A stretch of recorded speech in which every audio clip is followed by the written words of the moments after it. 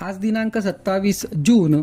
आजच्या प्रवचनाचा विषय शाश्वतचे सुख कसे लाभेल.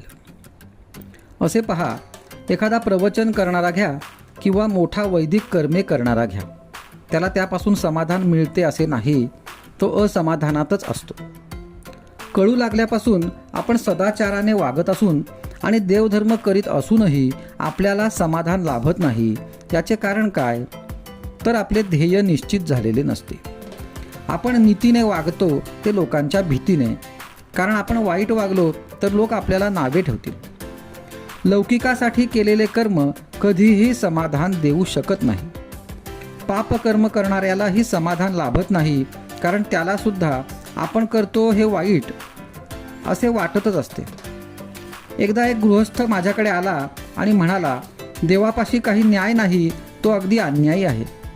मी त्याला विचारले, असे झाले तरी काय? त्यावर तो म्हणाला, मी कधी कोणाचा पैसा खाल्ला नाही, सदाचरणाने वागलो, पण मी फक्त एक मजली घर बांधू शकलो आणि माझ्या हाताखाली काम करणाऱ्या एका भिकारड्या कारकुनाने पैसा खाऊन माझ्या घरासमोर दुमजली घर बांधले. मी त्याला विचारले, मग तुम्ही का नाही पैसा खाल्ला? त्यावर तो म्हणाला, मला तसे आवडत नाही, लोक नावे ठेवतील. तेव्हा जे कर्म लौकिकासाठी केले त्याने कधीही समाधान मिळू शकणार नाही. प्रपंचात सुख लाभावे म्हणून आपण देवाचे करतो आणि लौकिकासाठी नीतिधर्माने वागतो. मग त्यातून शाश्वतचे सुख कसे लाभेल? अंगावर चांगले दागिने घातले, उत्तम लुगडे नेसले, परंतु कुंकू जर कपाळाला नसेल तर या सर्वांची काय किंमत? तसेच जर देवाचे प्रेम नसेल तर त्या सत्कर्मापासून तितकासा उपयोग होणार नाही. या उलट देवाच्या ठिकाणी अत्यंत प्रेम असून सुद्धा जर नीतिधर्माचे आचरण नसेल तर ती परमार्थाची इमारत टिकू शकणार नाही. खरोखर परमार्थ अत्यंत सोपा आहे. विद्वान लोक तो उगीच अवघड करून सांगतात.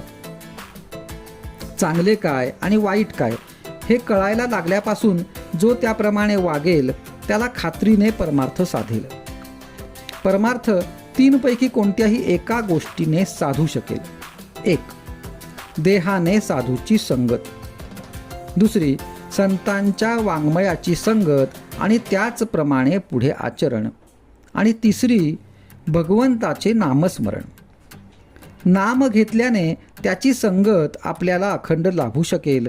संतांनी सांगितले ते संशय न घेता विश्वासाने करणे ही पहिली पायरी आणि ते पुढे निश्चयाने, श्रद्धेने आणि प्रेमाने चालू ठेवणे ही शेवटची पायरी.